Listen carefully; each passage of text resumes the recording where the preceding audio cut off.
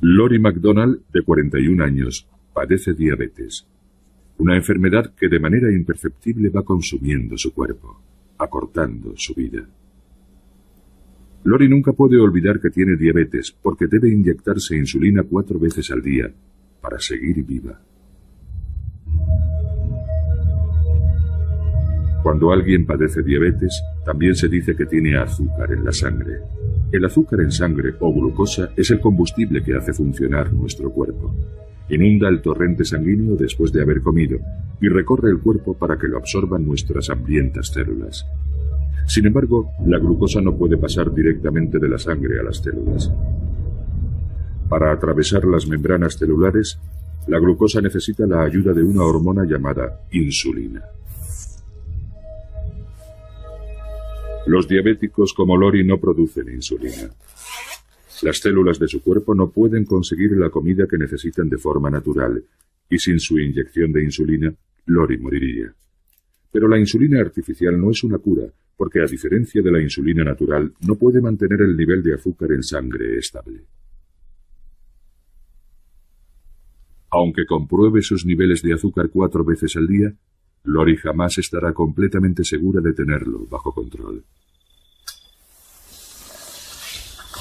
Por la noche, mientras duerme, su cuerpo a veces se queda sin glucosa, privando al cerebro de su suministro de energía, y sin saberlo, Lori cae en coma. Mi diabetes está en un punto ya que no me doy cuenta de cuándo paso de estar dormida a inconsciente. Así que generalmente no sé cuándo voy a perder el conocimiento. Y es mi hijo quien me encuentra con convulsiones o peor. Y acabo por despertarme en una ambulancia o en el hospital.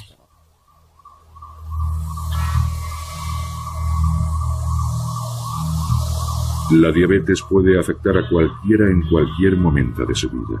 La mayoría de los diabéticos desarrollan esta patología en la edad adulta, pero entre el 5 y el 10% la padecen durante casi toda su vida. Caray, mira esta, mira. Sí, ahí todavía no era diabética. Mira qué pinta tan buena tenía eso. No solíamos comer dulces porque mi madre era diabética y tenía miedo de que, bueno, tú eres la única en la familia que padeces diabetes. Bueno, que padecías, pero por aquel entonces ya tenía miedo de que desarrollaras la enfermedad. Por eso no dejaba que comieras muchos dulces. Tenía 6 años cuando me diagnosticaron la enfermedad. Estaba en un picnic con mi madre y ella reconoció los síntomas al momento. Le pregunté por qué bebía tanto y me dijo que tenía sed. Así que enseguida me preocupé, porque ese es uno de los síntomas de la diabetes, beber mucho. Me asusté bastante. Al día siguiente me llamó el médico y me dijo que padecía diabetes del tipo 1, la peor. Me di una buena panzada a llorar, pero después me serené y, bueno, no quería que Lori notara que había llorado. Ella jamás me ha visto llorar.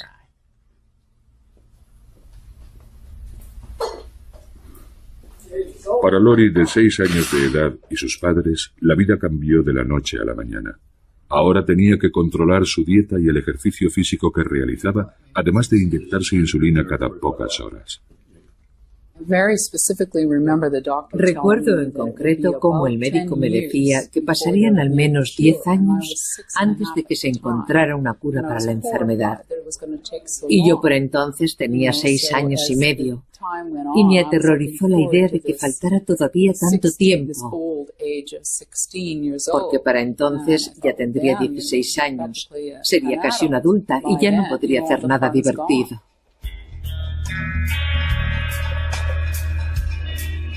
La diabetes se está convirtiendo con gran rapidez en la enfermedad con mayor tasa de mortalidad del mundo. En los últimos 10 años, el número de diabéticos ha aumentado en más de un 30%, y de momento no parece que esta tendencia vaya a cambiar. La principal causa de esta epidemia es el sobrepeso, un problema cada vez más común. Al engordar parece que nuestro cuerpo pierde la habilidad de controlar los niveles de glucosa en sangre. Así es como el 90% de los diabéticos desarrollan la enfermedad y se conoce como la diabetes tipo 2. Sin embargo, el caso de Lori es diferente. Como diabética de tipo 1, no produce nada de insulina. Su cuerpo, posiblemente como consecuencia de algún virus, acabó con todas las células del páncreas que producían insulina.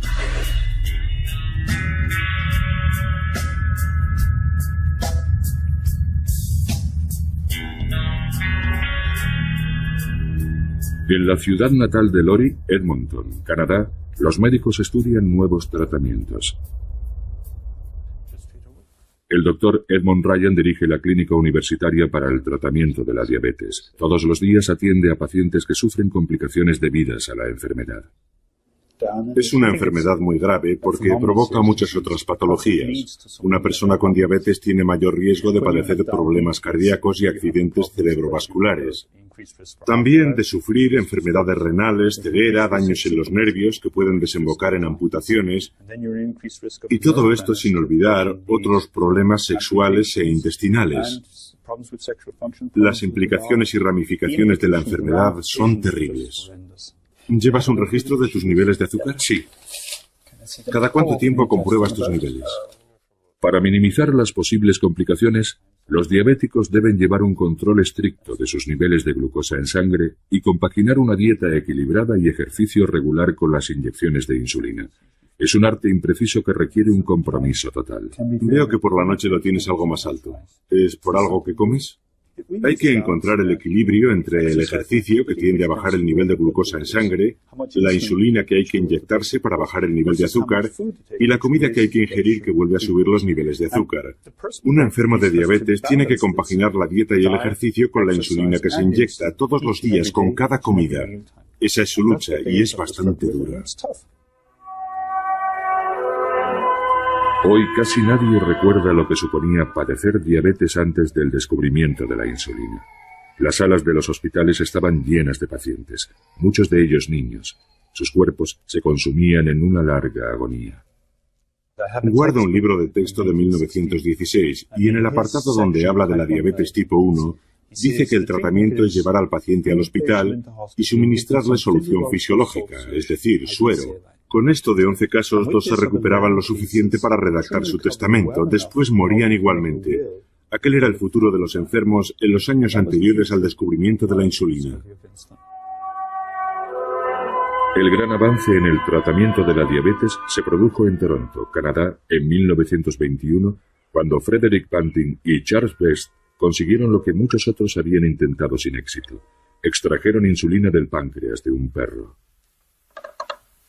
8 cc's of extract given at 12 midnight. Al volver a inyectar esa insulina en perros diabéticos, casi todos volvían a la vida de forma milagrosa. It's a resurrection. Charlie! El descubrimiento de la insulina fue uno de los grandes logros médicos de la historia. De la noche a la mañana, los diabéticos conseguían escapar de una muerte segura. It isn't toxic after all, it works. Sin embargo, esta hormona no era la cura milagrosa que todos creyeron en un principio. La diabetes seguía matando, aunque no tan rápidamente.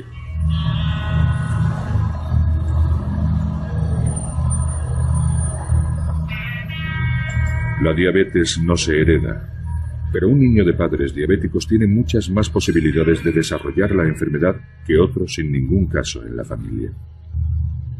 Scott tiene 45 años. Y la diabetes está presente en su familia desde hace 2 generaciones. Este es mi abuelo. Creció en Indiana y desarrolló la enfermedad siendo ya adulto. Fue una de las primeras personas en tratarse con insulina y eso hizo durante un par de años hasta que finalmente murió. Hacía poco que habían descubierto la insulina y se pensó que era la respuesta a la enfermedad. Todavía se desconocía que era bastante más complicado.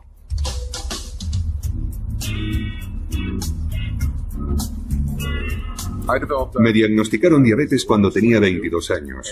Iba camino de Luisiana para ver a un amigo.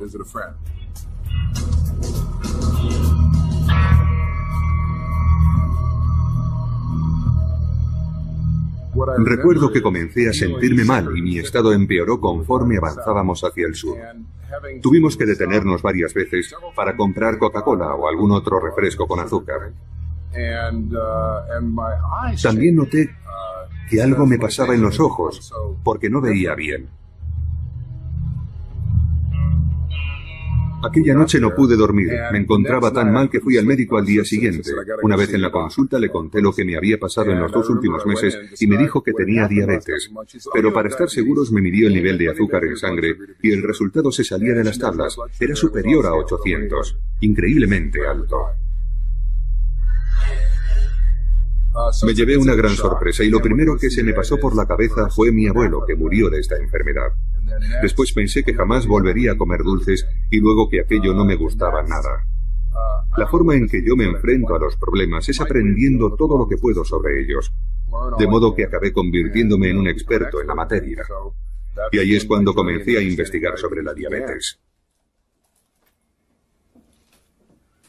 Creo que las personas que no padecen diabetes no nos entienden. Cuando piensan en un enfermo de diabetes, piensan en el fastidio de tener que inyectarse insulina a uno mismo. Pero eso no es lo peor. Cualquier diabético le dirá que uno se acostumbra enseguida. El problema es el control estricto y constante de los niveles de azúcar en sangre, no las inyecciones. Si con ponerse 2 inyecciones al día bastara y no hubiera que preocuparse más por el nivel de glucosa, sería una enfermedad menor. Pero es mucho más que eso, porque si te quedas corto con la insulina, el nivel de azúcar en sangre se dispara y si te pasas, se desploma.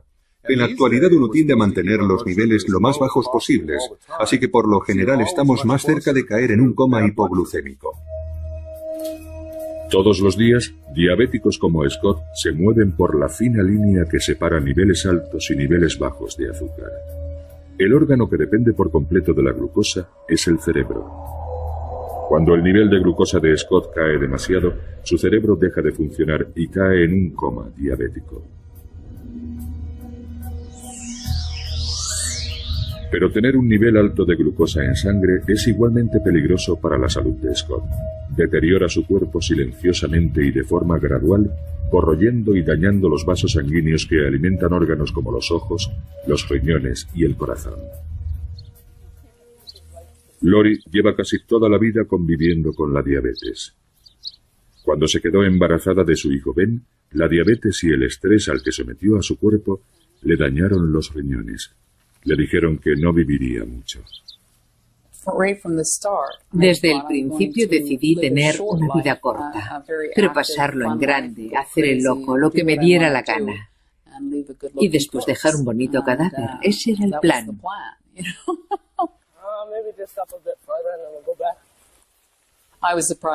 Me sorprendió llegar a los 30, la verdad. De todas formas, yo siempre le hablaba a mi hijo de mi situación. Intentaba prepararle para mi muerte. Quería que supiera la verdad y cómo cambiarían las cosas cuando yo faltase.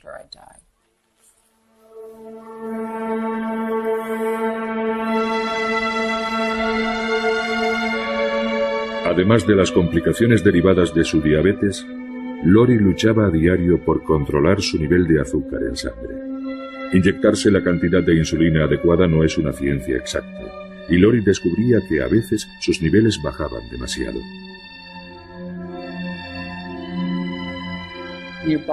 Al final el cuerpo se acostumbra a los altibajos de glucosa, así que no te das ni cuenta. Cuando el nivel de glucosa baja demasiado, la mayoría de los diabéticos se sienten débiles o tienen temblores, pero el cuerpo de Lori no mostraba ningún síntoma. Comenzó a sufrir desvanecimientos debidos a la escasez de glucosa en sangre, convirtiéndose así en un peligro para sí misma y para los demás.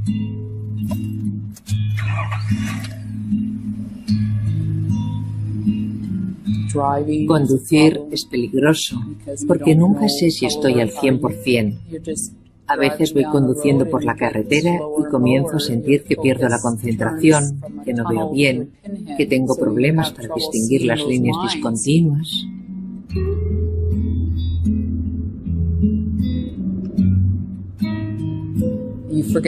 Te olvidas de a dónde vas. No sabes a dónde vas, porque vas tan concentrada en llevar el coche por tu carril que eso es lo único en lo que te fijas, hasta que tienes el accidente. Cuando me encontraron, cuando llegaron la ambulancia y la policía, estaba en una parte de la ciudad por donde nunca iba. ¿Qué hacía allí? No lo sé. Solo seguía las líneas de la carretera. La verdad es que se pasa bastante miedo.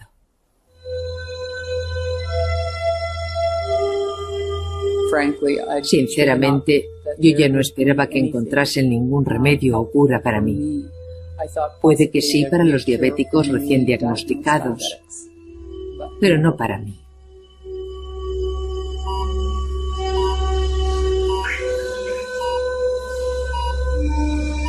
Hasta hace poco, el único tratamiento para la diabetes tipo 1, como la que padece Lori, era un trasplante de riñón y páncreas. Si se encontraban órganos compatibles, los médicos reemplazarían sus riñones desgastados por la diabetes y el páncreas defectuoso. Pero los trasplantes de órganos son peligrosos y con frecuencia fallan. Así que los médicos investigan otros procedimientos que no requieran cirugía mayor y que algún día nos conduzcan a la cura.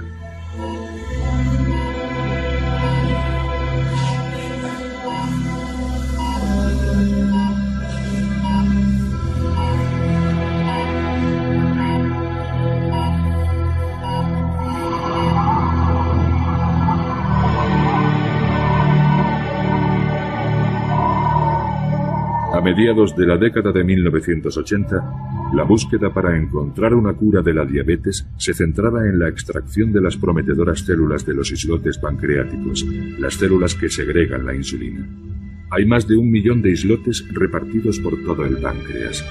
Su función es detectar y reaccionar ante cualquier cambio en los niveles de glucosa en sangre, liberando insulina cada vez que comemos.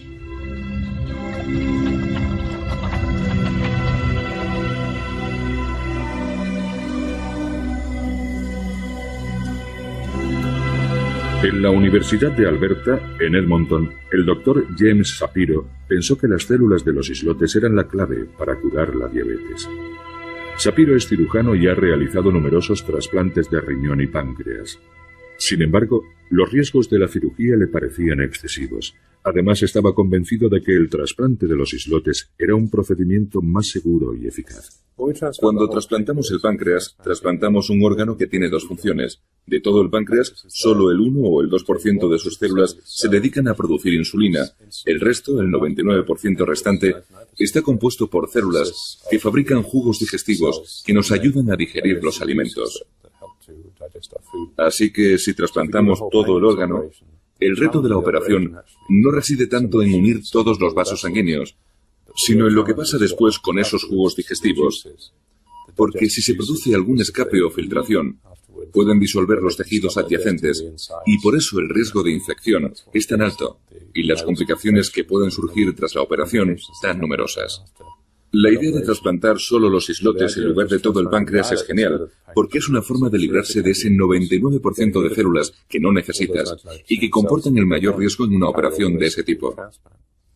Además, no hace falta realizar ninguna cirugía, solo necesitas una aguja para colocar las células en el lugar adecuado, así que se trata de una terapia muy atractiva.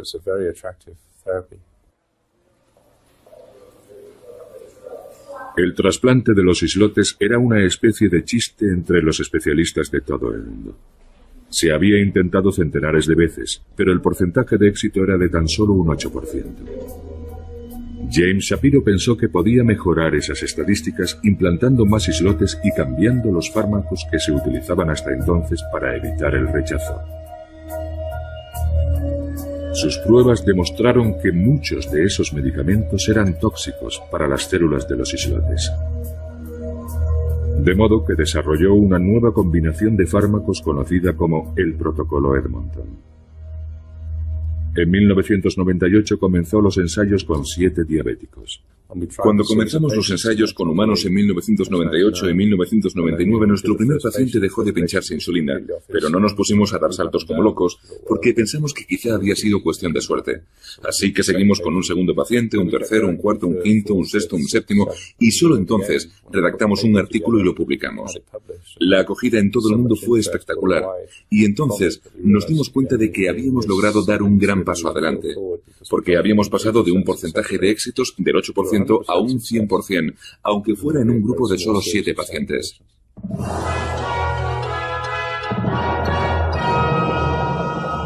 Gran avance en la lucha contra la diabetes.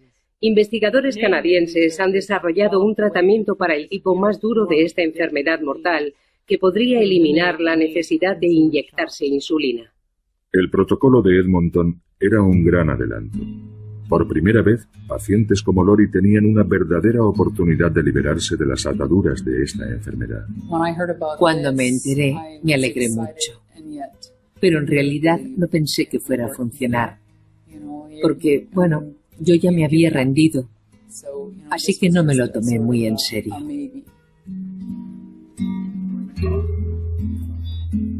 Una de las primeras cuestiones que planteamos a los que querían someterse al trasplante de islotes era: ¿cuál es tu mayor preocupación en relación con la diabetes?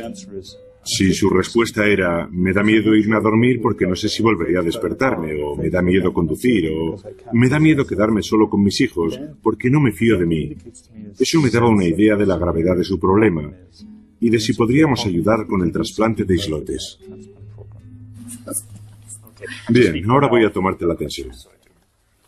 El trasplante Edmonton es solo una opción para aquellos que padecen una diabetes severa. Los pacientes deben evaluar si el peligro de su diabetes supera al del trasplante, o más concretamente al del cóctel de medicamentos contra el rechazo que tendrán que tomar después de la operación. Un poco alta, ¿no?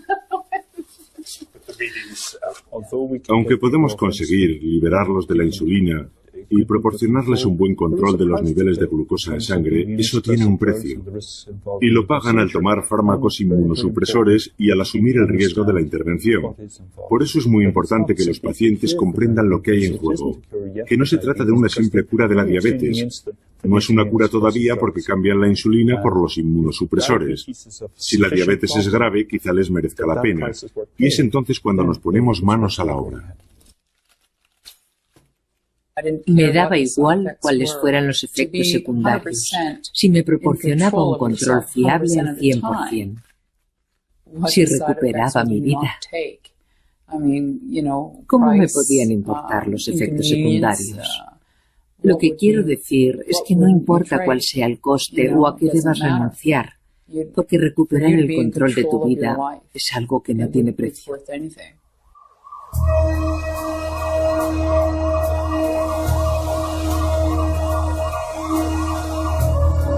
El mayor proveedor de células de los islotes son los accidentes de tráfico con víctimas mortales, pero solo 1/3 de esas personas son donantes, así que el número de órganos disponibles para trasplantes es solo una fracción de la demanda. El doctor Jonathan Leakey es el jefe del laboratorio de aislamiento de islotes de Edmonton. Un páncreas humano contiene hasta 1 millón de células islote, pero más de la mitad se pierden en el proceso de su extracción, de modo que tienen que morir 2 personas para realizar un solo trasplante. Este es un páncreas pequeño. Normalmente son el doble de grandes.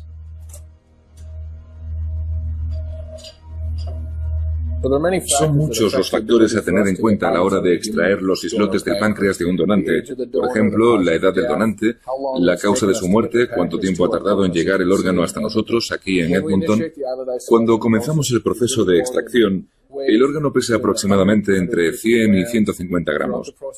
Durante el proceso, le quitamos el tejido disuelto, que se ha convertido en una especie de sopa, y luego limpiamos la porción que contiene los islotes.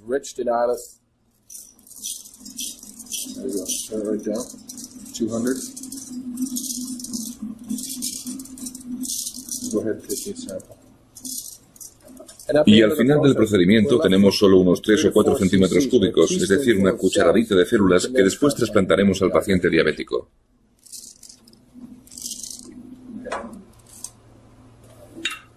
El proceso de extracción de los islotes dura unas 8 horas. El Dr. Leakey toma muestras de células constantemente para saber cuál es el momento óptimo para su extracción. La ciencia de la extracción de los islotes es casi un arte, porque hay que tomar decisiones muy importantes durante todo el proceso. Y aquí la experiencia y el saber hacer desempeñan una función crucial. Si tomas la decisión equivocada o lo haces demasiado tarde, entonces los islotes se disocian o se separan en células individuales.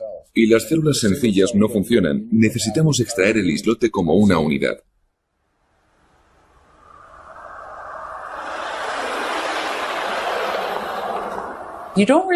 No tienes tiempo de tener miedo, porque te llaman, tienes que hacer la maleta a toda prisa y llegar al hospital lo antes posible. Bueno, ¿lista? No te dicen, bueno, dentro de una semana te haremos el trasplante. Es, ven ahora. El trasplante de islotes pancreáticos es un procedimiento relativamente sencillo. Nada más llegar, suministran a Lori unos fármacos que inhiben su sistema inmunitario antes de que le inyecten los islotes en la vena porta que va al hígado. Todo el procedimiento se hace bajo anestesia local, pero eso no significa que no haya ningún riesgo. Aunque el procedimiento parece muy sencillo y solo necesita anestesia local, son varias las cosas que pueden salir mal. Para empezar, introducimos una aguja en el hígado. Es lo que se llama un procedimiento invasivo, y eso puede producir una hemorragia, o incluso que se formen coágulos en la vena que va al hígado, lo que en raras ocasiones podría desembocar en un verdadero desastre, como un fallo hepático que hiciera necesario un trasplante, o incluso en la muerte del paciente. Así que tenemos que ir sobre seguro, ya que aunque el riesgo es pequeño y lo normal es que no suceda nada, tenemos que estar seguros de que merece la pena arriesgarse.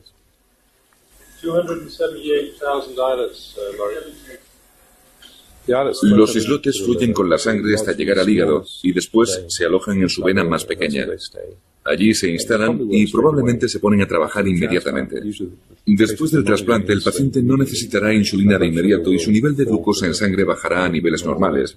Por eso creo que los islotes funcionan nada más implantarse. También creo que con el paso del tiempo mejora su rendimiento, lo que sucede unos días después de la intervención. De hecho, surgen nuevos vasos sanguíneos alrededor de los islotes y así pueden reaccionar ante el nivel de azúcar en sangre con más eficacia. Lo que temes es que no funcione. Tienes miedo de que no salga como esperas, porque es un milagro. Y los milagros, como las hadas madrinas y ese tipo de cosas, no son muy habituales. Tenía miedo de que estallara la burbuja. Lori había vivido con diabetes más de 30 años, pero tan solo unos días después de su trasplante de islotes, la enfermedad desapareció. Su vida cambió. Comenzó a machacarse en el gimnasio, pero tras años conviviendo con la diabetes, seguía siendo muy cauta con la comida. No estaba del todo convencida de que sus nuevos islotes pancreáticos fueran el milagro que todos esperaban. Después del trasplante estaba bastante aprensiva y ponía mucho cuidado en lo que comía. Entonces me explicaron que tenía que dar trabajo a las células para hacerlas funcionar. Así que de repente no solo podía comer, sino que debía comer. Comencé con algunas cosas y vimos que las células funcionaban bien. Según parece, con el tiempo maduran y su rendimiento mejora. Los nuevos islotes de Lori no son una cura.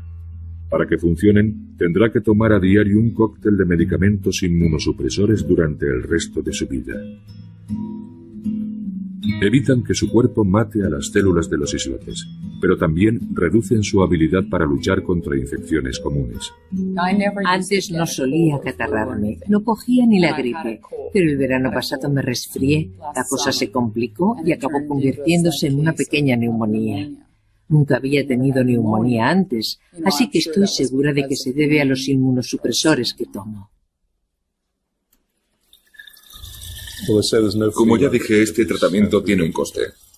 Y los fármacos para evitar el rechazo, bueno, en realidad cualquier cosa que interfiera con el sistema inmunitario siempre se cobra su precio. Se reduce el peligro de rechazo, pero aumenta el de infecciones, que en casos extremos pueden ser mortales. Y también aumenta las probabilidades de padecer cáncer, sobre todo ciertos tipos de cáncer de piel, pero también de los nódulos linfáticos, como por ejemplo el linfoma. Debido a los riesgos asociados a los fármacos contra el rechazo, solo se ofrece este tipo de trasplante a pacientes con diabetes tipo 1. Para la mayoría de los diabéticos, el camino hacia una cura sigue siendo dolorosamente lento. Desde el descubrimiento de la insulina en 1921, el mayor avance ha sido la creciente facilidad con la que los diabéticos pueden controlar sus niveles de glucosa en sangre. Antes tenía que ir al médico para que me dieran el nivel de azúcar. Allí tenían una máquina que tardaba 10 minutos en darte el resultado. Ahora lo hago yo mismo en casa y en solo 5 segundos, e igual que yo, todos los enfermos de diabetes. Y a más información, más fácil resulta controlar los niveles de glucosa. Ese ha sido el mayor cambio. Pero al final, hasta que no inventen una forma automática de liberar insulina, algún sistema que compruebe los niveles de azúcar y libere insulina cuando sea necesario, no habrá cura. Esa es la cura que necesitamos. Porque si tu vida depende de estar midiéndote el azúcar constantemente y de calcular cuánta insulina necesitas, todo eso acaba convirtiéndose en el centro de tu existencia. Y nos gustaría vivir como los que no tienen diabetes. Nos gustaría que nuestros páncreas generasen insulina sin tener que pensar en ello.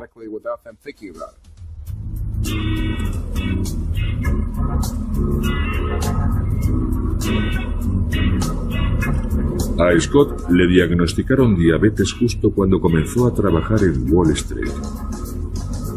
Gestionaba carteras de valores, pero pronto descubrió que su verdadera vocación era encontrar una cura para la diabetes. Creo que la mayoría de la gente piensa que la diabetes se cura con las inyecciones de insulina, y eso no es cierto. Yo me busqué a alguien que me informó sobre qué se estaba investigando con relación a la diabetes. Me enteré de quiénes iban a ganar dinero con la enfermedad, qué línea de investigación era la más prometedora, y al final me dije, si creo que esto es lo que hay que hacer para encontrar una cura, debería intentarlo yo mismo.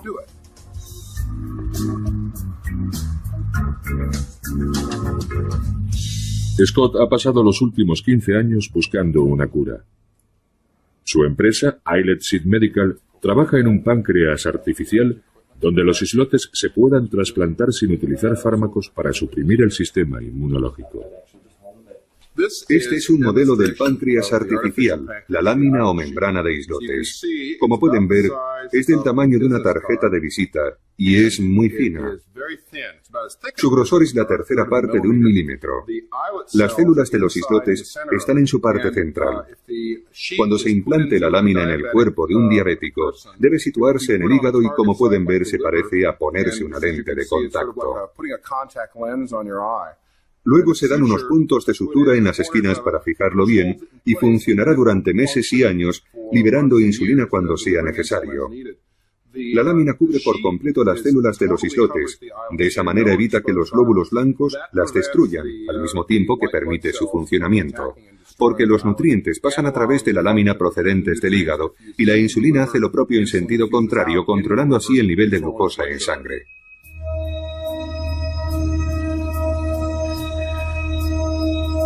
Para que la lámina de islotes de Scott funcione, tiene que engañar a nuestro eficaz sistema inmunitario, sobre todo a los glóbulos blancos, que circulan por el cuerpo en busca de cualquier ente extraño. El modo en el que el cuerpo elimina a un invasor es a través de sus glóbulos blancos, que son como la policía. Identifican a la célula extraña y la matan. Así que nuestro objetivo es mantener a estas células policía lejos de los islotes para que no acaben con ellos.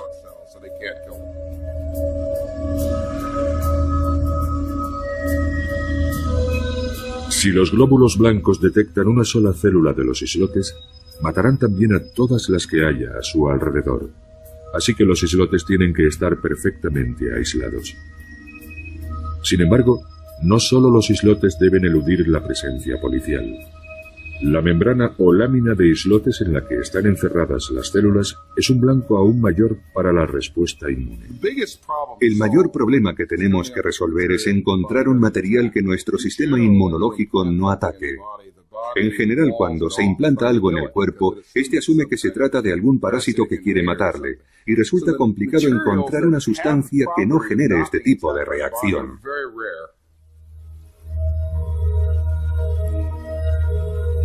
Afortunadamente para Scott, hay un material de origen natural que elude sin problemas las defensas del cuerpo.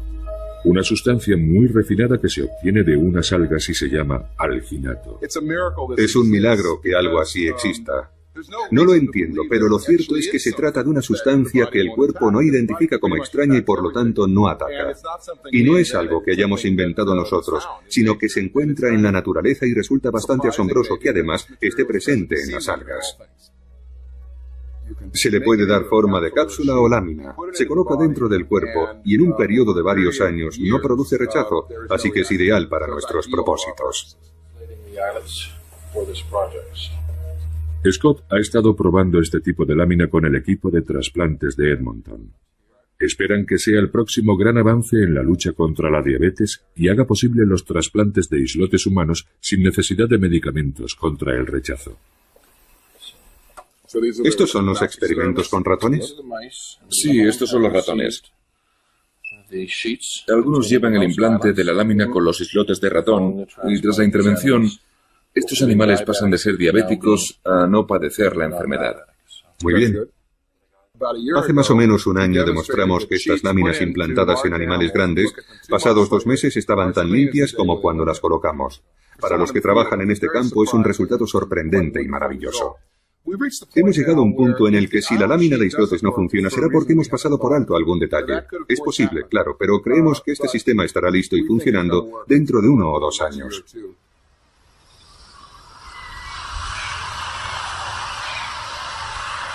Ahora, el reto para Scott es pasar a los ensayos con humanos.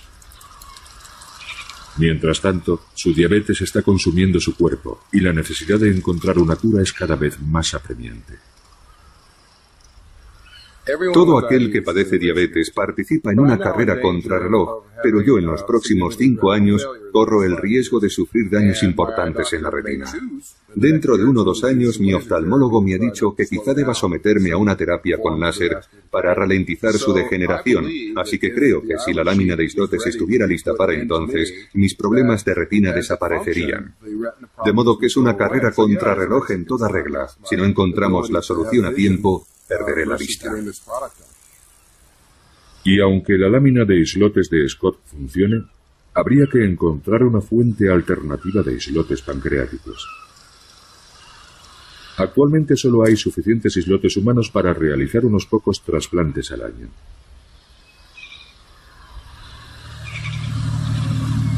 Sin embargo, al otro lado del mundo, un médico investiga un controvertido tratamiento que quizás sea la clave para la cura.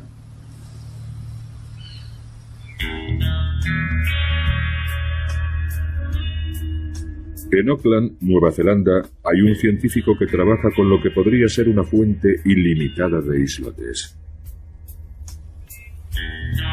El profesor Bob Elliott trata casos de diabetes desde la década de 1960. En los primeros años de su investigación, decidió que tenía que haber una solución mejor que la insulina.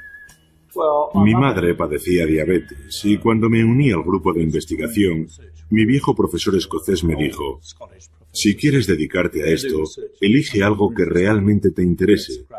Eso te ayudará a avanzar en la dirección adecuada. Así que elegí la diabetes. Enseguida llegué a la conclusión de que si el problema radicaba en la falta de células que fabrican la insulina, ¿por qué no sustituirlas? Para responder a la pregunta de qué puede sustituir a las células de los islotes, Bob Elliott acudió a una antigua técnica. En la década de 1920, tras el hallazgo de la insulina, los médicos descubrieron que disponían de un suministro ilimitado de la hormona para tratar a todos los diabéticos. Su solución fue extraer la insulina de los animales, sobre todo del páncreas de los cerdos. Si durante 60 años la insulina que se inyectaban los diabéticos procedía del cerdo y no se habían observado efectos secundarios, Bob Elliott se dijo: ¿por qué no trasplantar los islotes de los cerdos? Se trata de una idea bastante antigua. De hecho, el primer intento de curar la diabetes se realizó en 1896, cuando se intentó trasplantar un páncreas de perro a un diabético humano. Por supuesto no funcionó, porque el problema con los animales, con las células de los animales, es que el rechazo está garantizado y se produce en tan solo unos minutos. Este rechazo se debe a las diferencias biológicas entre animales y seres humanos. Nuestro cuerpo reconoce inmediatamente el órgano extraño y lo rechaza. Sin embargo, Elliot sabía que la insulina de los cerdos era casi idéntica a la humana, y pensó que si lograba proteger los islotes de cerdo de nuestro sistema inmunitario, quizá el trasplante fuera viable. Los niveles de glucosa en sangre de un cerdo son los mismos que en los humanos, y eso es bueno, porque, no funcionaría en un pájaro porque sus niveles de glucosa son distintos. Y lo mismo ocurre con las ovejas, por ejemplo. Los cerdos se parecen mucho a los seres humanos en ese sentido, de ahí que los escogieran.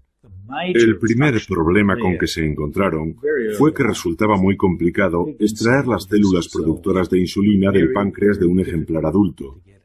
Así que el gran avance se produjo cuando decidimos olvidarnos de los cerdos adultos y nos concentramos en los ejemplares más jóvenes.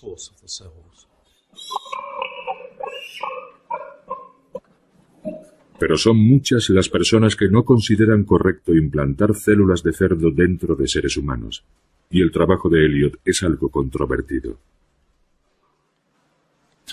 El primer inconveniente es que produzca asco, y es algo más común de lo que cabría pensar. Para muchas personas, la mera idea es ofensiva, y lo comparan con algunas prácticas sexuales aberrantes. Sienten que no está bien. Y yo lo entiendo porque mi mujer es una de esas personas. Sin embargo, la mayoría de los diabéticos con los que he hablado no tienen este problema. De hecho, me sobran los voluntarios. En 1996, tras utilizar con éxito islotes de cerdo para curar la diabetes en animales, Bob Elliot pasó a los ensayos con humanos. Uno de los primeros voluntarios fue el dueño de una tienda de instrumentos musicales, Michael Hellier. Cuando uno padece una enfermedad tan grave como la diabetes, siempre estás atento ante cualquier tratamiento nuevo. Así que cuando me hablaron de los trasplantes de islotes, enseguida me interesé. Puede que en un primer momento la idea resulte algo chocante, pero si lo piensas bien, no se trata de nada malo. Si padeces diabetes, es una muy buena opción. La insulina de cerdo me ha mantenido vivo, a mí y a millones de personas como yo. Entonces, ¿por qué no utilizar las células productoras de la insulina?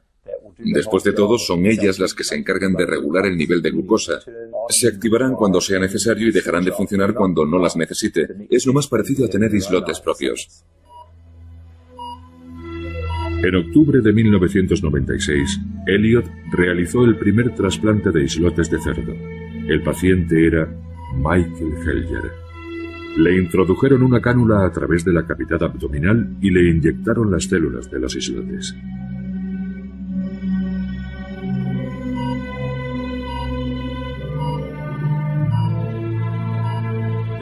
La cavidad abdominal tiene vasos sanguíneos muy cerca de la superficie de los intestinos y el hígado, lo que proporciona una buena oxigenación para estas células en un área bastante grande.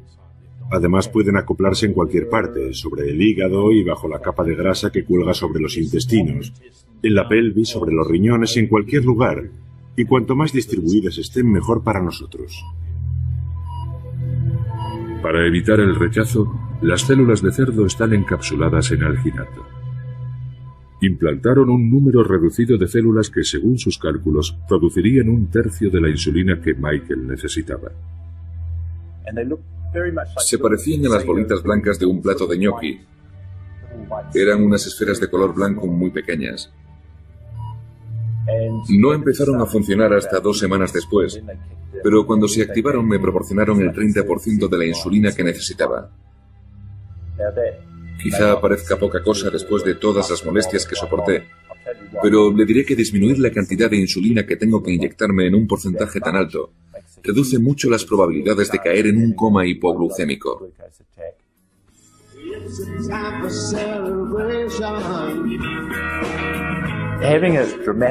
Aquel logro me dio mucha moral, porque por fin, por primera vez en más de 20 años, mi cuerpo estaba produciendo insulina de nuevo. Era casi como ser normal otra vez. Y eso me animó muchísimo.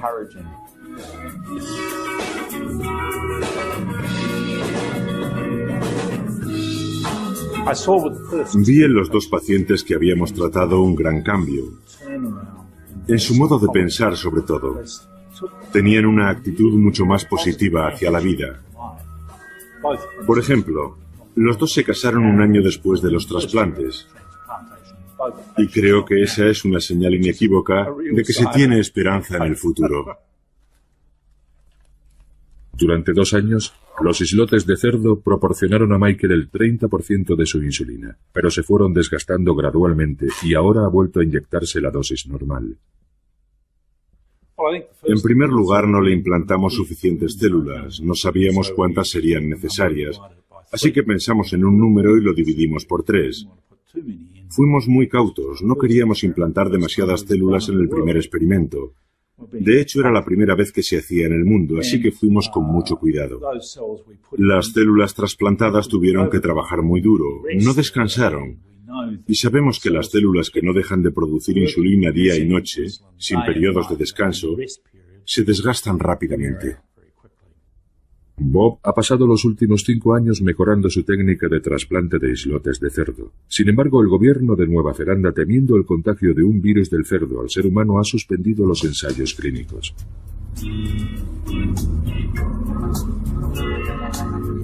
Elliot cree que el riesgo de contagio es pequeño, por eso sigue investigando en la Ciudad de México. 12 pacientes adolescentes recibieron los islotes de cerdo. Se los implantaron en unas cápsulas debajo de la piel. De los 12 pacientes, uno ha dejado la insulina por completo y lleva así 2 meses, sin mostrar señal alguna de necesitarla. De momento, esta paciente está curada. Y eso es asombroso. Es algo que no se había dado nunca antes.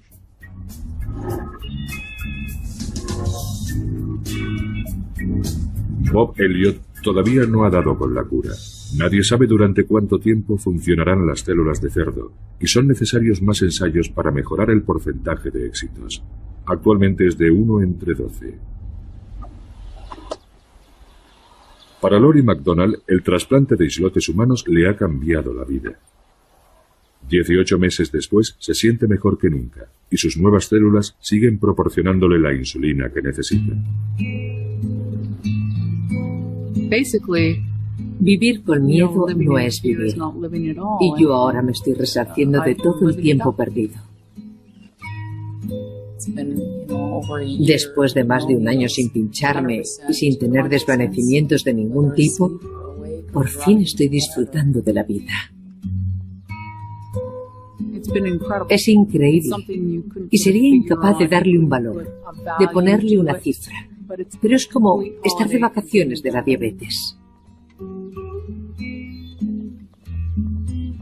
Los pacientes lo llaman cura, pero en realidad no es una cura, porque no vale para cualquier enfermo de diabetes. Lo que sí proporciona a todos es esperanza, porque ven a diabéticos como ellos que han sufrido una intervención menor, que se han librado de las inyecciones de insulina por completo y que además permanecen así durante más de 2 años. De modo que es un gran paso adelante y nos llena de esperanza a todos.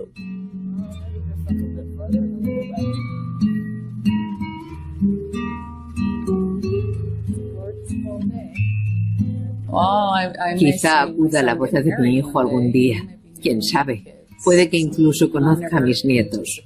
Una posibilidad en la que nunca había creído. Pero es posible que ahora viva más años.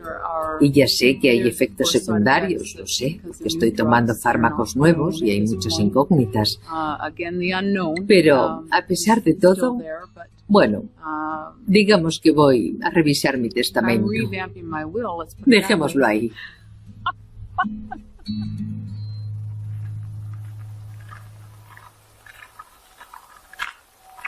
Es demasiado pronto para saber cuánto durarán los islotes de Lori, pero el suyo es uno de los primeros casos en los que la enfermedad ha remitido. Gracias a su trasplante, ahora otros diabéticos como Scott King ven su curación un poco más cerca. Y quizá pronto haya un tratamiento disponible para muchos más. Tengo mucha fe en que Dios va a curar la diabetes muy pronto. Pero esa fe va unida a algo que es lo que la mantiene con vida. Y ese algo es mi trabajo. Nuestra lucha por encontrar la cura para la diabetes.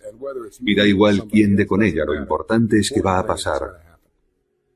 Vamos a vivir tiempos muy interesantes en este campo de investigación porque estamos muy cerca, tenemos las herramientas y el momento ha llegado. Si logramos unir todas las piezas, tendremos una cura disponible para todo el mundo.